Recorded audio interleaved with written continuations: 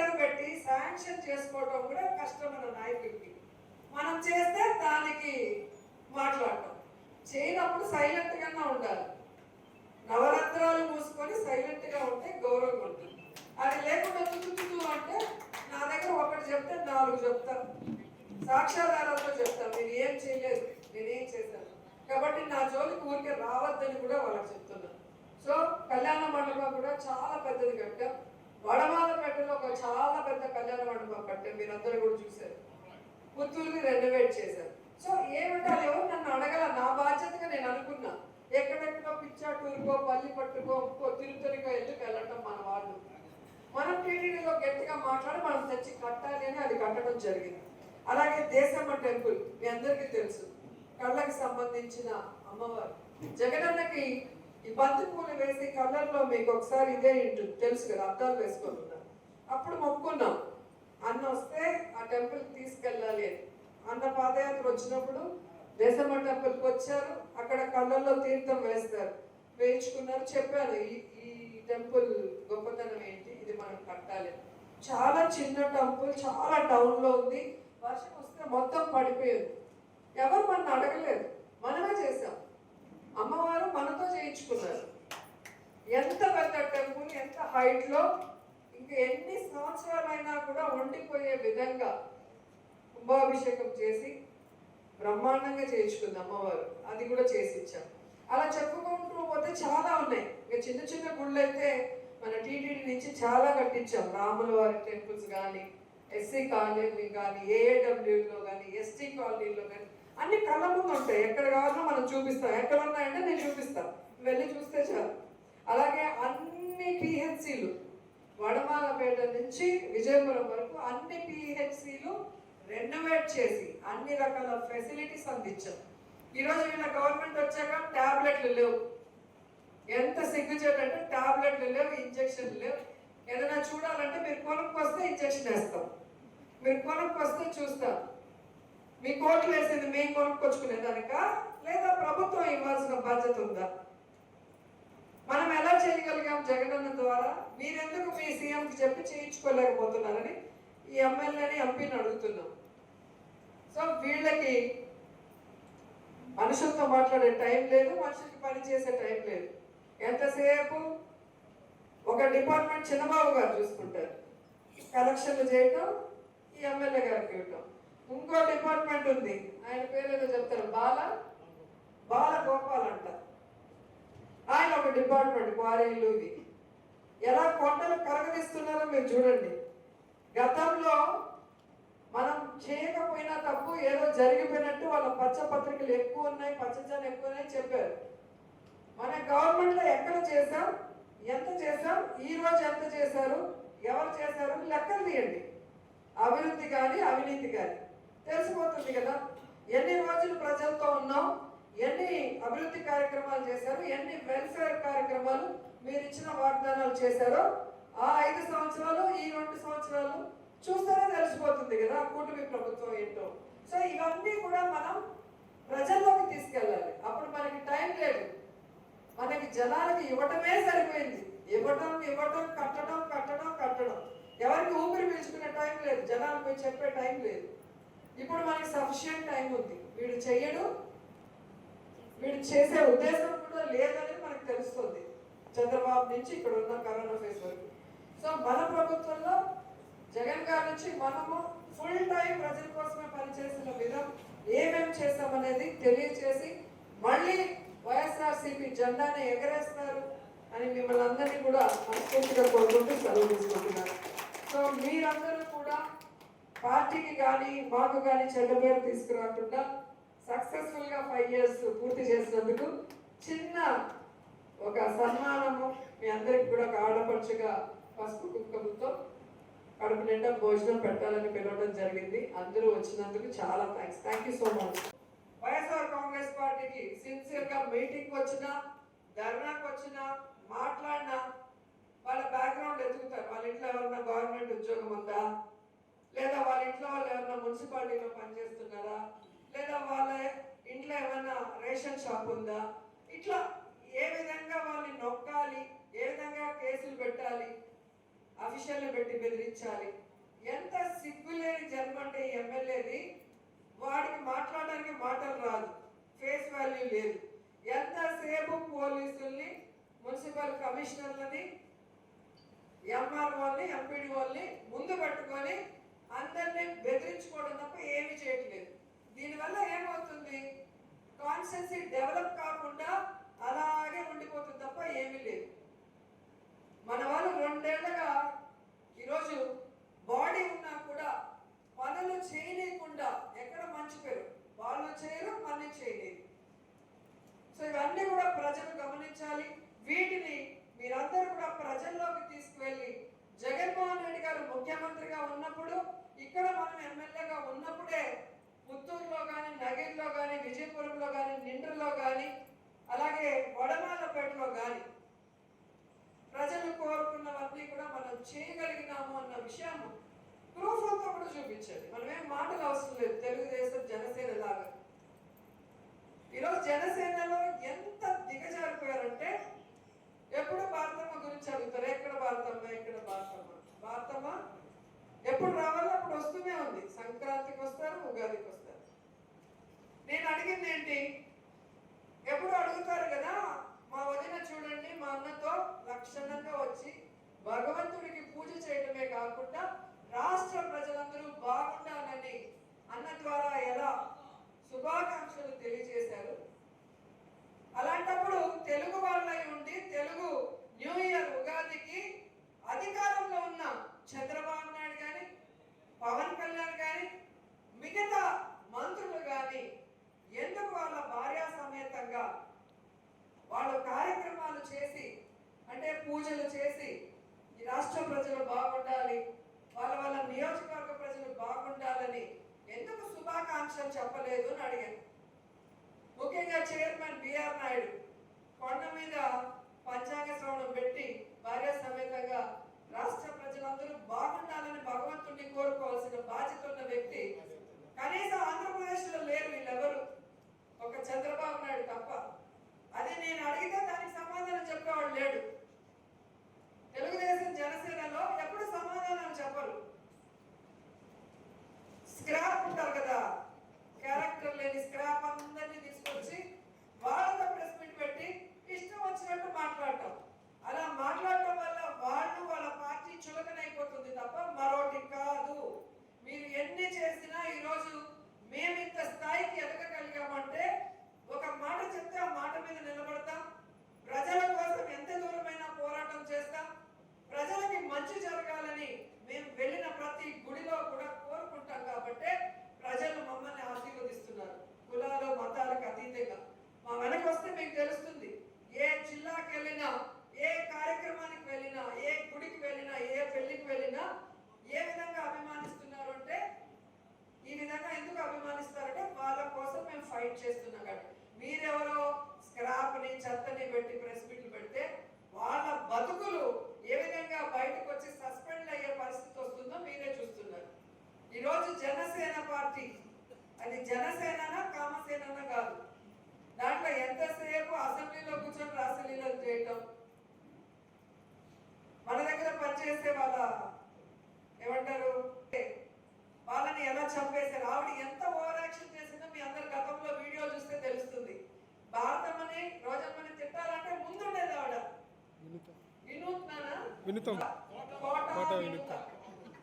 పెద్ద పొట్టు పెట్టుకుంటే వాళ్ళు మా లక్షణంగా ఉన్నట్టు మంచి వాళ్ళు అన్నట్టుగా బిల్డప్ ఇచ్చారు. చాలా మాట్లాడారు. నన్ను ఎవ్వడు మాట్లాడినా నన్ను అడుగుతారు, ఏం మేడం వాళ్ళని మాట్లాడితే వదిలేశారని. వాడికి పని పడలేదు కాబట్టి మాట్లాడుకుంటున్నాడు. నాకు చాలా పని ఉంది, నాకు దేవుడు ఇచ్చిన ఈ సమయాన్ని మంచి చేయడానికే ఉపయోగిస్తాను, దేవుడు చూసుకుంటారు వాళ్ళని. జగన్ గారు ఎలా అయితే చెప్తారో నేను అదే ఫాలో అయ్యా. వీళ్ళకి టైం మనం వేస్ట్ చేయకూడదు. వాళ్ళు చేసే తప్పుగా భగవంతుడు వాళ్ళకి శిక్షిస్తున్నాడు. ఎలాంటి శిక్ష ఇచ్చాడో చూశారు కదా. అలాగే కిరణ్ రాయ్ ఎన్ని మాట్లాడాడు సంబంధం లేకుండా. ప్రెస్ క్లబ్ ఫ్రీగా ఉంది, 500 కడితే కూర్చొని ఇస్తారని చెప్పి ఏది పడితే అది మాట్లాడాడు. ఈరోజు రాష్ట్రంలోనే కాదు, పక్క రాష్ట్రాల్లో కూడా వాళ్ళ పరువులు పోయినాయి. సో వాడు మాట్లాడినంత మనంతా మనమేం తక్కువైపోలా. మాట్లాడి వాడు పెద్దోడైపోయి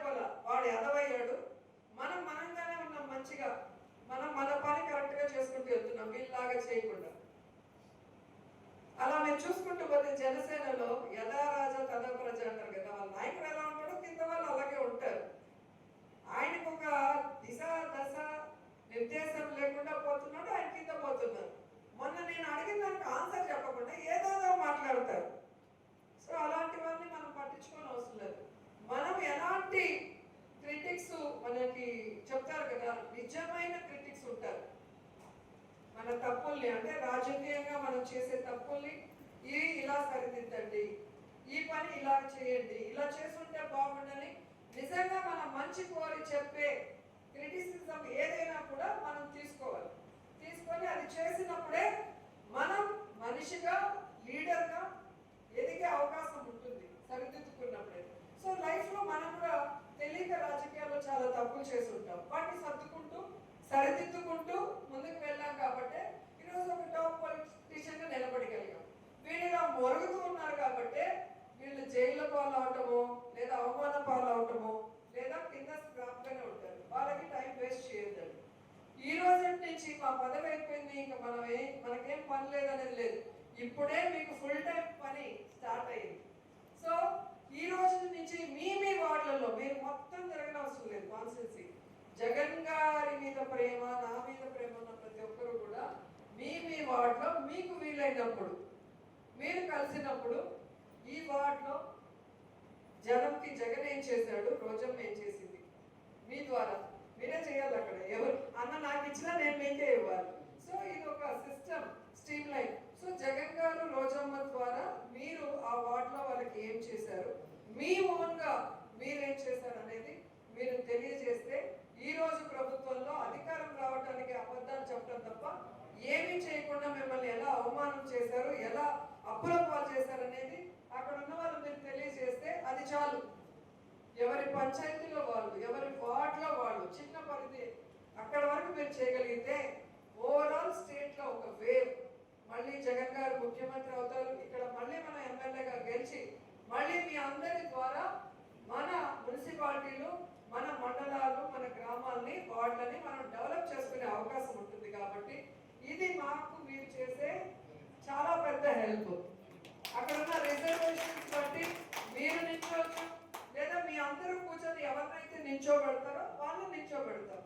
సో వాళ్ళని గెలిపించుకోవాల్సిన బాధ్యతను కూడా మేము తీసుకొని మళ్ళీ మన ప్రభుత్వం, మన ఫ్లాగ్ విజయంతో రెపరెపలాడాలని కూడా అందరినీ కోరుకుంటూ, ఈరోజు నగిరిలో అయినా పుత్తూరులో అయినా మున్సిపాలిటీలు రెండున్నా కూడా అన్ని సరిసమానంగా అన్నీ కూడా మనం చేయగలిగాం. 100%లో 99% చేయగలిగాను.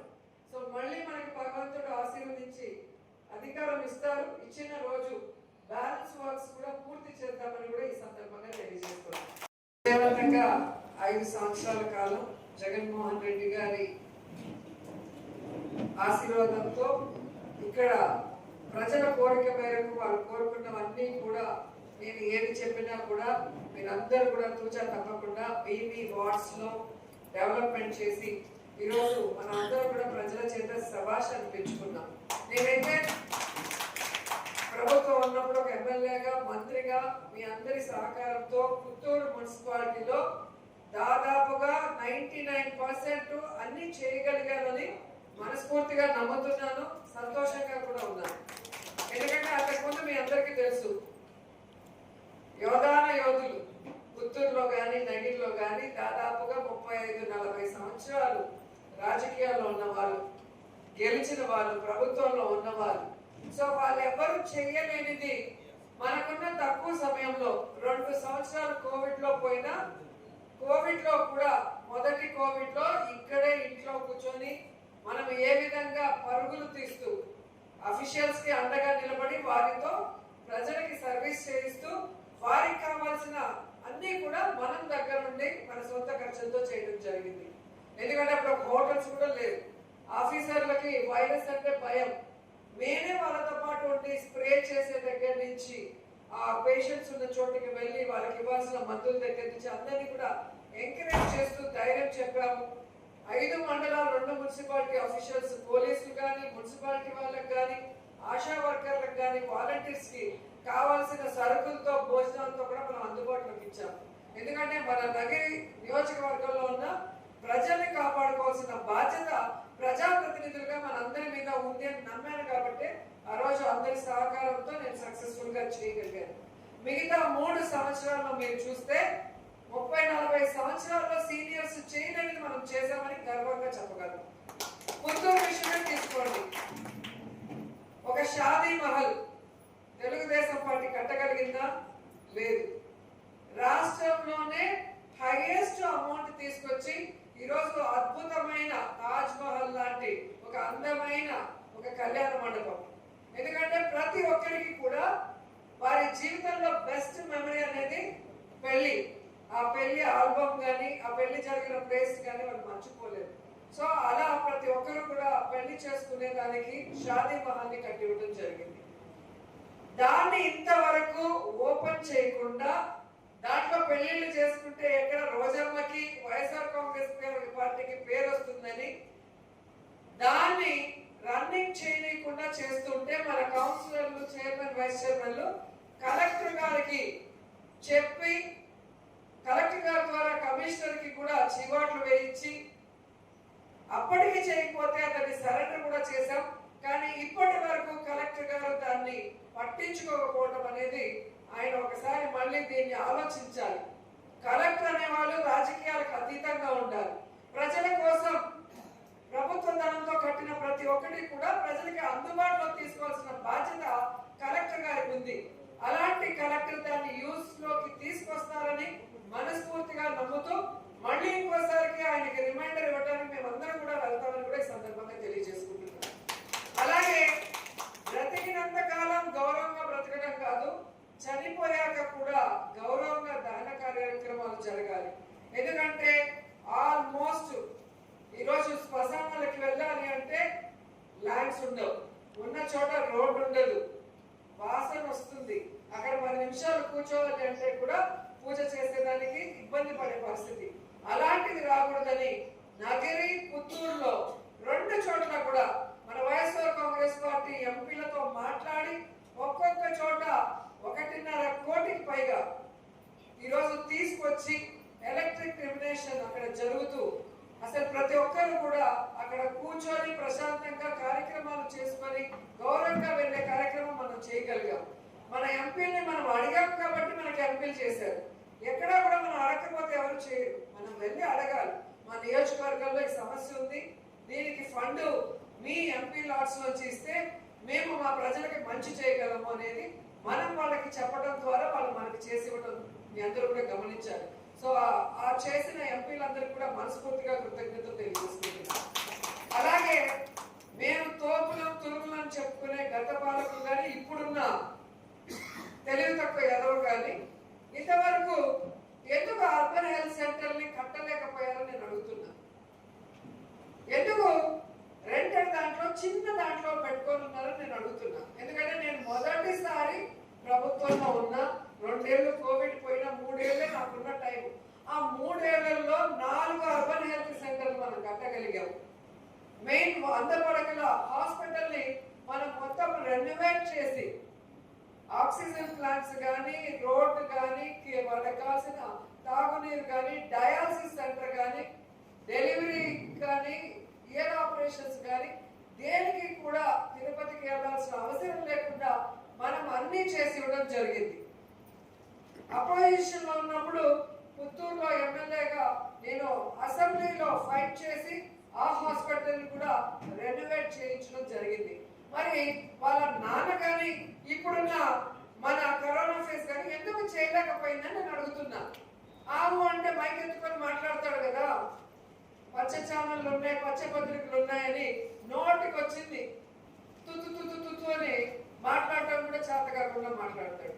ఆయన అడుగుతున్నారు, ఎందుకు మీ నాన్న కట్టలేకపోయాడు, నువ్వు కట్టలేకపోయావు అని అడుగుతున్నా.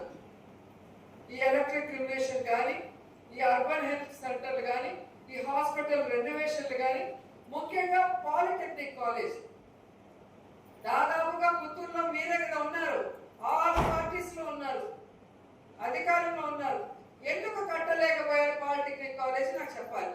ఈరోజు నేను కట్టగలిగాను చిన్నదాన్ని, మీరెందుకు కట్టలేకపోయారు? మీకు ప్రజలకి మంచి చేయాలి, విద్యార్థులకు మంచి చేయాలి, రైతులకు మంచి చేయాలన్న ఉద్దేశం మీకు లేదు కాబట్టి మీరు కట్టలేకపోయారు. మాకు ఉంది కాబట్టి మేము ఈరోజు అద్భుతంగా పాలిటెక్నిక్ కాలేజ్ పూర్తి చేయగలిగాం. ఎమ్మెల్యేగా భూమి పూజ చేసి మంత్రిగా నేను ఓపెన్ చేయగలిగాను. కానీ మీరు అన్నిసార్లు అధికారంలో ఉన్నప్పుడు ఎందుకు చేయలేకపోయారో చేతకానితనాన్ని ప్రజలు ఈరోజు గమనిస్తున్నారు. అలాగే మీరు చూస్తే మున్సిపల్ ఆఫీసు ఈరోజు మేము గొప్పగా మేము ఒక ఫ్లైఓవర్ వేసామని ఎందుకు వేశాడో పుత్తూరు ప్రజలందరికీ కూడా తెలుసు. మీకు కాని వాళ్ళని రాజకీయంగా ఎదుర్కోలేక వాళ్ళని నాశనం చేయడానికి, వాళ్ళ ఆస్తుల విలువ పడిపోవడానికి ఎంతో అద్భుతమైన స్థలం అది ధర్మరాజుల గుడి ముందర.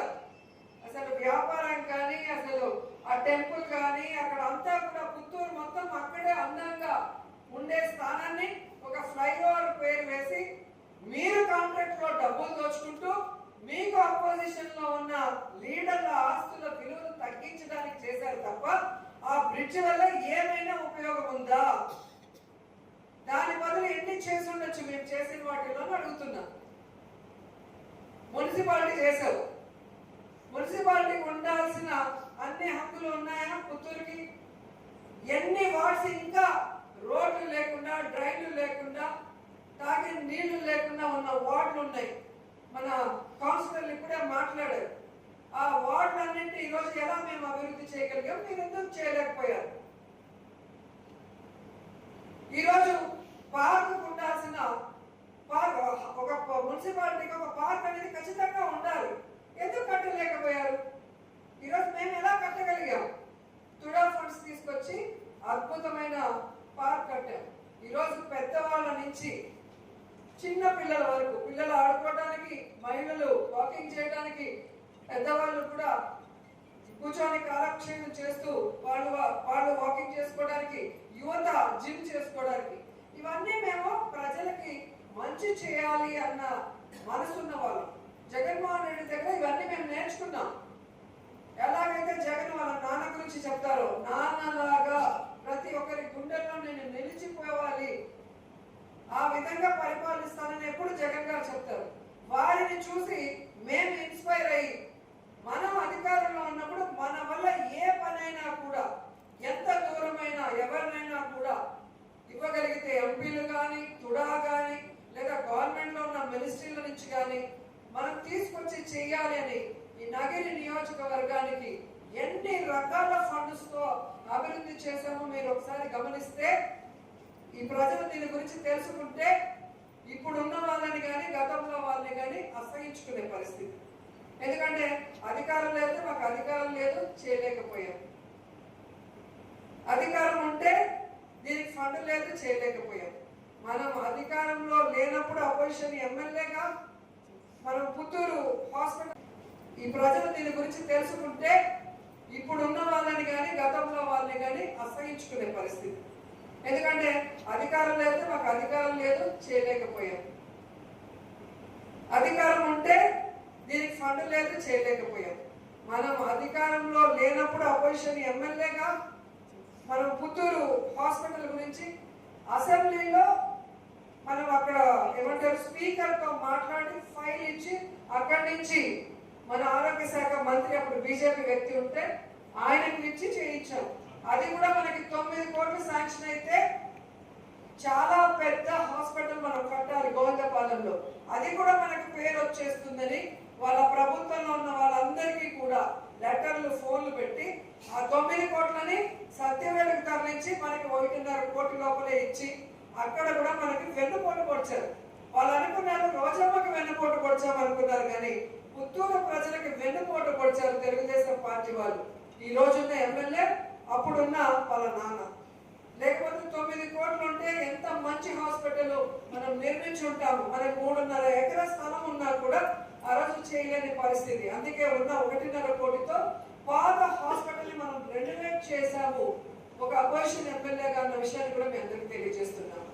అలాగే మీరు చూస్తే ప్రతి వార్డులో కూడా మన కౌన్సిలర్లు అందరూ కూడా గడప గడపకు వెళ్ళి వారి ప్రతి ఇంట్లో పెన్షన్ కానీ, చేయూత కానీ, అమ్మఒడి కానీ, సున్నా వడ్డీ కానీ అన్ని వస్తున్నాయా లేదా, ఎవరికైనా రాకపోతే ఏ కారణం వల్ల రాలేదు తెలుసుకొని అందరికీ అందించే కార్యక్రమం మీరు అందరూ కూడా చేయడం నాకు చాలా గర్వంగా అనిపిస్తుంది.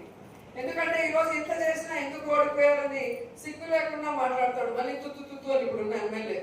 వాడు తెలుసుకోవాల్సింది, వాడు ఏమి చేయకపోయినా ఎలా గెలిచాడో ఆయన మనసాక్షిని అడిగితే ఆయనకే తెలుస్తుంది.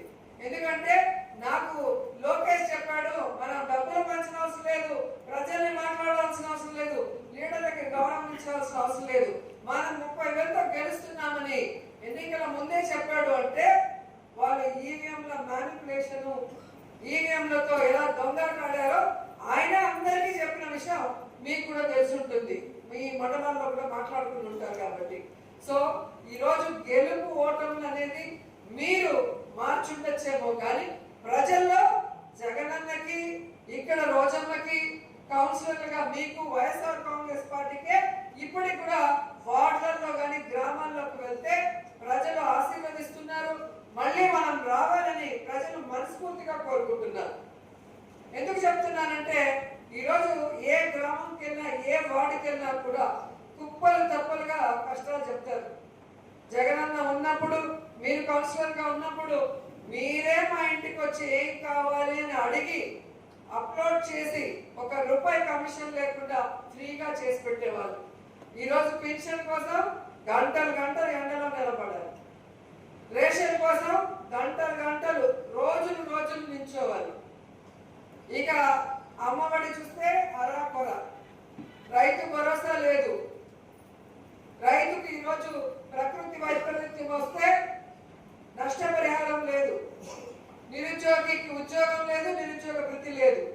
ముఖ్యంగా మహిళలకి మనం డ్వాక్రా అక్క చెల్లెళ్ళకి అసలు వడ్డీతో సహా మాఫీ చేయడమే కాకుండా 0 వడ్డీ ఎన్ని వేల కోట్లు మనం ఇచ్చామో కళ్ళ ముందు ఉంది, ప్రతి అకౌంట్లో ఉంది. కానీ ఈరోజు ఆయన అసలు వడ్డీ ఇవ్వాల్సిన అవసరం లేదు, మొత్తం మనం ఇచ్చేసాం. కనీసం 0 వడ్డీ కూడా ఇవ్వకుండా గ్రూప్ లో ఆడవాళ్ళని ఎలా మోసం చేస్తున్నాడో కూడా చూస్తున్నాం. ఇంత రాష్ట్రంలో జరిగే అల్లకల్లం జరుగుతుంది. ఒక్కరికి ఇల్లు లేదు, ఒక రోడ్ లేదు, ఒక ఉద్యోగం లేదు, ఒక నిరుద్యోగ వృత్తి లేదు, ఒక 0 వడ్డీ లేదు, ఒక 50 సంవత్సరాల ఎస్సీ ఎస్టీ బీసీకి పెన్షన్ లేదు. కానీ చంద్రబాబు నాయుడు సిగ్గు లేకుండా ఉగాది రోజు చెప్తాడు, నేను అధికారంలోకి వచ్చాకే రాష్ట్ర ప్రజలు సంతోషంగా ఉన్నారు, నవ్వుతున్నారు, జగన్మోహన్ రెడ్డి ఉన్నప్పుడు సంతోషంగా లేరు, నవ్వలేదు అని చెప్పి. ఇంతకన్నా అబద్ధం ఏదైనా ఉంటుందా? ఈయన చూస్తే కడుపు నిండిపోతుంది, అందరికి ఆనందంగా ఉండడానికి, నవ్వటానికి. సో అబద్ధాన్ని కూడా కళ్ళార్పకుండా చెప్పగలిగిన ఒకే ఒక నాయకుడు చంద్రబాబు నాయుడు. అలాంటి వాడు మన జిల్లాలో పుట్టినందుకు మనం సిగ్గుపడాలి. ఎందుకంటే మన జిల్లాకి ఏ మంచి చేసింది లేదు. ఉన్న ఒక్క తిరుమలని ఈరోజు ఏ విధంగా అప్రతిష్ట పాలు చేసే విధంగా కంకణం కట్టుకున్నాడో మనం చూసాం. సో భగవంతుడు వెంకటేశ్వర స్వామి మామూలుడు కాదు. ఏ విధంగా ఒక్కొక్కరికి చంద్రబాబు నాయుడుకి హెరిటేజ్ ద్వారా, అలాగే పుత్త నరసింహ గారికి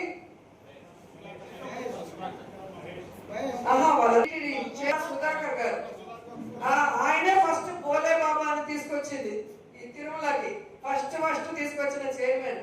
అందుకే ఈరోజు వాళ్ళ కొడుకు ఏ విధంగా డ్రగ్స్ లో దొరికాడో పాజిటివ్ గా మనం కళ్ళారా చూసాం. అలాగే బిఆర్ నాయుడు ఆయన చేసే రాసలీలు ఎదల పనులకి ఈ రోజు ఆయన వీడియోతో కూడా బయటపడి ప్రజలు అసహించుకునే విధంగా ఈరోజు ఏ విధంగా భగవంతుడు వాళ్ళకి బుద్ధి చెప్పడం మీరు చూశారు. ఇక చాలా మంది ఉన్నారు, ఒక్కొక్కరికి లెక్క తేల్చేస్తాడు వెంకటేశ్వర స్వామి, మనం చూస్తూ ఉంటే చాలు. అండ్ ఇంకొకటి, ఈ జిల్లాలో ముఖ్యంగా మీ అందరికీ తెలుసు, రేణిగుంట నుంచి NH ఎన్నిసార్లు అపోజిషన్ ఎమ్మెల్యేగా ఉన్నప్పుడు మేము చెన్నైకి వెళ్ళి ఈ రోడ్లో పుత్తూరు వరకు, యాక్చువల్గా నగిరి అంతా కూడా అక్వైర్ చేసి పుత్తూరు వరకే రోడ్డు, అక్కడి నుంచి పిచ్చాటూరుకి వెళ్ళిపోతే ఆ రోడ్లు కూడా పూర్తి కాకుండా ఎన్ని యాక్సిడెంట్లు ఎంతమంది చనిపోయారో మనం చూసాం. దాని మీద ఎన్నిసార్లు నేను వెళ్ళి ఆ వర్క్లన్నీ కూడా ఫినిష్ చేయడానికి పరుగులు తీయించాను, మీ అందరికీ తెలుసు. ఆ తర్వాత మన గవర్నమెంట్ వచ్చాక ఢిల్లీ వరకు ఎన్నిసార్లు పోయి గడ్కరీ గారిని కలిసి పుత్తూరు వరకు రోడ్డు ఫినిష్ చేశాం. పుత్తూరు వాళ్ళందరికీ తెలిసి ఉంటుంది ఏ విధంగా రేణిగుంట నుంచి రోడ్లు లేకుండా వర్షాకాలం వస్తే ఎంత ఇబ్బంది పడేవాళ్ళం. అలాగే పుత్తూరులో ఆ ఫ్లైఓవర్ లేకుండా ఆ బ్రిడ్జి కింద ఎంత యాక్సిడెంట్లో ఎంతమంది చనిపోయారో మీ అందరికీ కూడా తెలుసు. మనం వాటి మీద ఎక్కి ధర్నాలు చేసి ప్రభుత్వ దృష్టికి తీసుకెళ్లి వాళ్ళు చేయకపోతే మన ప్రభుత్వం వచ్చాక పుత్తూరు వరకు ప్రతి పనిని కూడా పూర్తి చేశాం. పుత్తూరు నుంచి నగిరిని క్యాన్సిల్ మళ్ళీ గడ్కరీతో పోరాడి 2023 శాంక్షన్ చేసి టెండర్స్ కూడా ఫైనలైజ్ చేసి టెండర్స్ కూడా ఓకే చేసేంత వరకు మనం పనిచేసాం ఎలక్షన్ వరకు. ఒక్క రోజు ఒక్క ఫైల్ కూడా తీసుకుపోని వాళ్ళ నాన్న గాని ఈయన గాని ఈరోజు తుతు అని మళ్ళీ ప్రెస్ మీట్ పెట్టి ఈ రోజు ఎంతో సాధించడానికి ఢిల్లీ వెళ్ళింది కూడా 2023 గాడిదలు కాస్తుందా అని అడిగాడు. నేను కాదయ్యా గాడిదలు కాసింది, నువ్వు మీ నాన్న మీ కుటుంబం గాడిదలు కాస్తా ఉంది అని నేను ప్రూవ్ చేస్తాను. ఎందుకంటే ఈ ఎన్హెచ్ రోడ్ అనేది శాంక్షన్ అయినప్పుడు అక్వైర్ జరిగింది ఏ సంవత్సరం అంటే 28/2008 నోటిఫికేషన్ ఇచ్చారు. Ministry of road transport and highways notification. Kadirimangalam నుంచి గుండ్రాజ్ కుప్పం నుంచి కాకువేడ్ నుంచి కీలపట్టు వరకు మొత్తము ఏ విధంగా అక్వైర్ చేయడానికి గవర్నమెంట్ ల్యాండ్ ఏది, ప్రైవేట్ ల్యాండ్ ఏది, దేనికి కాంపెన్సేషన్ ఇవ్వాలని ఒక నెంబర్స్ తో ఈ విధంగా పబ్లిష్ చేస్తారు. ఈ పబ్లిష్ చేసిన దాంట్లో ఎవరికైనా ఇబ్బంది ఉంటే వాళ్ళు కోర్టుకు వెళ్ళొచ్చు, లేదా వీళ్ళకి ఇన్ఫార్మ్ చేయొచ్చు. 2008 ఇది వచ్చినప్పుడు ఎవరున్నారు పుత్తూరులో, నగిరిలో ఎవరున్నారు, రోజమ్మ ఎక్కడుందో ఒకసారి ఆలోచించారు. ఇది కూడా తెలియని ఒక తెలివి తక్కువ దద్దమ్మ ఇప్పుడున్న ఎమ్మెల్యే భానుప్రకాష్. ఇది చెప్పడానికి ఈ పేపర్స్ నేను చూపిస్తున్నాను. ఎందుకంటే 2008లో అక్కడ వాళ్ళ నాన్న ఉన్నాడు, ఇక్కడ పెద్ద ఆయన ఉన్నారు. సో అప్పుడు వాళ్ళు డెసిషన్ తీసుకోవాలి, ఇది అక్వైర్ చేయాలా వద్దా, చేసేటప్పుడు ఏమైనా టెంపుల్స్ పోతాయా, ఇల్లు పోతాయా, ఇంకోటి పోతుందా చూసి ప్రభుత్వానికి చెప్పాల్సిన పరిస్థితి అప్పుడు అధికారంలో ఎవరుంటే వాళ్ళు చేయాలి. ఇక్కడ ఉన్న ఎమ్మెల్యే దగ్గర చేయాలి, ముఖ్యమంత్రికి విషయం తెలియదు. వాళ్ళు రోడ్డు కావాలంటే రోడ్డు ఇస్తారు, ఇక్కడ ఉన్న వాళ్ళు మాకు ఇక్కడ ప్రాబ్లం ఉంది, కొంచెం దీన్ని రోడ్డు ఎక్స్టెన్షన్ వేరే సైడ్ అయినా చేయాలి, లేదా డీవియేషన్ చేసైనా చేయాలి. అది డెమాలిష్ కాకుండా చూసుకోవాల్సిన బాధ్యత సీఎంది కాదు, అక్కడ ఉన్న ఎమ్మెల్యేది లేదా ఎంపీది. ఆ రోజు ఎమ్మెల్యేగా అక్కడ మీ నాన్న ఉన్నాడు, ఇక్కడ ఇంకో సీనియర్ నాయకుడు ఉన్నారు. మీరు గాలి వదిలేసి ఆ తర్వాత 2009లో తెలుగుదేశం పార్టీలో మళ్ళీ ఆయన అక్కడి నుంచి ఇక్కడికి వచ్చాడు. వాళ్ళ నాన్న వచ్చి ఎవరున్నారు ఇక్కడ, మీరే ఉన్నారు. ఆ తర్వాత 2014 నుంచి 19 వరకు మళ్ళీ తెలుగుదేశం ప్రభుత్వం, మీ నాన్న ఎమ్మెల్సీగా ఉన్నాడు. నువ్వు వెనక్కి తిరుగుతూ వసూలు చేసుకుంటున్నావు. మరి నువ్వు మీ నాన్న మీ కుటుంబం గాడులు కాస్తుందన్న విషయం నగరి ప్రజలు, మొత్తం నగరి నియోజకవర్గ ప్రజలు తెలుసుకోవాలని కూడా ఈ సందర్భంగా తెలియజేసుకుంటున్నాను. నేను ఆగిపోయిన రోడ్లని పూర్తి చేయించి డైవర్ట్ అయిన రోడ్ని నగరి మీద వెళ్ళాలి అని చెప్పి గడ్కరీ గారితో పోరాడి తెచ్చుకొని ఈ వర్క్ స్టార్ట్ చేశారు. వర్క్ ఎప్పుడు స్టార్ట్ అయింది, ఎలక్షన్ తర్వాత స్టార్ట్ అయింది. టెండర్లు అన్నీ అయిపోయినాయి, టెండర్స్ ఎవరికి వచ్చినారో ఆ డేట్లు చూస్తే మీకే అర్థమవుతుంది. వచ్చిన తర్వాత 2 ఏళ్ల టైం ఇచ్చాను. మీ ప్రభుత్వం, మీరు కూటమిలో ఉన్నారు బీజేపీతో, ఏదైనా ఉంటే మీరు చంద్రబాబు నాయుడుతోనో లోకేష్తోనో మీరు సెంట్రల్ గవర్నమెంట్ కి మాట్లాడించుకోవాలి, మీ ఎంపీలతో మాట్లాడించుకోవాలి, లేదా నువ్వు పోయి కూర్చొని పని చేయాలి. నీకు దోచుకుందాం దాచుకుందాం, లేదా మేము తీసుకొచ్చిన వర్కులు ఏవైతే ఇప్పుడు జరుగుతున్నాయో ఆ కాంట్రాక్టర్ని పిండి వారి దగ్గర డబ్బులు దోచుకుంటాం. ఇక నువ్వెక్కడ పోరాడతావు? ఏ రోజు ప్రజలకు అందుబాటులో ఉండవు.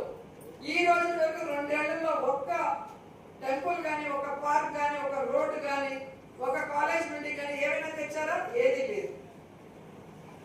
ఉన్న వాటిని పోకుండా చూసుకోవాలి కదా.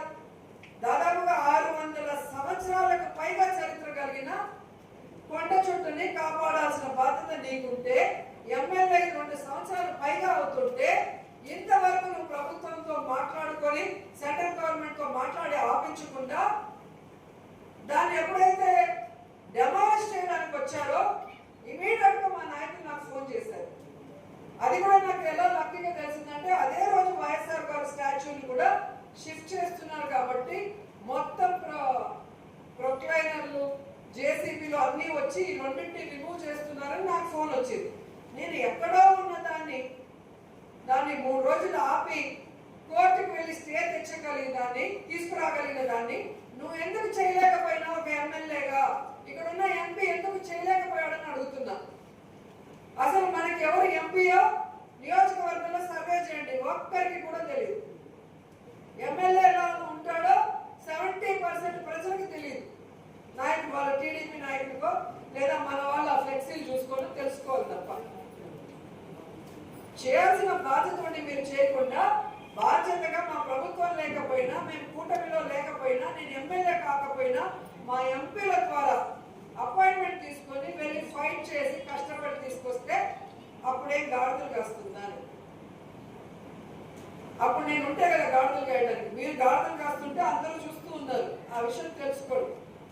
అండ్ రెండోది, మళ్ళీ ఇక్కడికి వచ్చి నిన్న మన సిగ్గు లేకుండా ఆవిడేదో పోయింది, ఎవరు చేస్తున్నాడు అది పని జరగదంట. అంటే పని జరగకూడదు అన్న ఆయన మెంటాలిటీ చూడండి. అంత చరిత్ర కలిగిన ఆ యొక్క మండపాన్ని కాపాడాల్సిన బాధ్యత ఉండి ఆమె చెప్తే జరగలేదు, నేను పోయి చేసుకొస్తానని చెప్తే అన్నా సంతోషిస్తాం. అసలు అది జరగదు అంటాడంట. ఎందుకు జరగదు? నేను చేసి చూపిస్తాను. దేవుడి భక్తి ఉండి ఆ కొండ చుట్టూ అక్కడ ఉండాలని నగిరి ప్రజలందరూ గట్టిగా కోరుకున్నారు కాబట్టి నేను వెళ్ళి కోర్టులో స్టే చేసి ఢిల్లీ వరకు వెళ్ళగలిగాను. దేవుడికి తెలుసు ఎవరి ద్వారా అది చేయించుకోవాలో, మా ద్వారా అది చేయించుకుంటారు. నువ్వు చూస్తూ ఉండు. ఇదే నగిరి ప్రజలు నిన్ను మొహాన ఉంచుతారు ఈ విషయంలో అని కూడా తెలియజేసుకుంటున్నాను. అలాగే ఈరోజు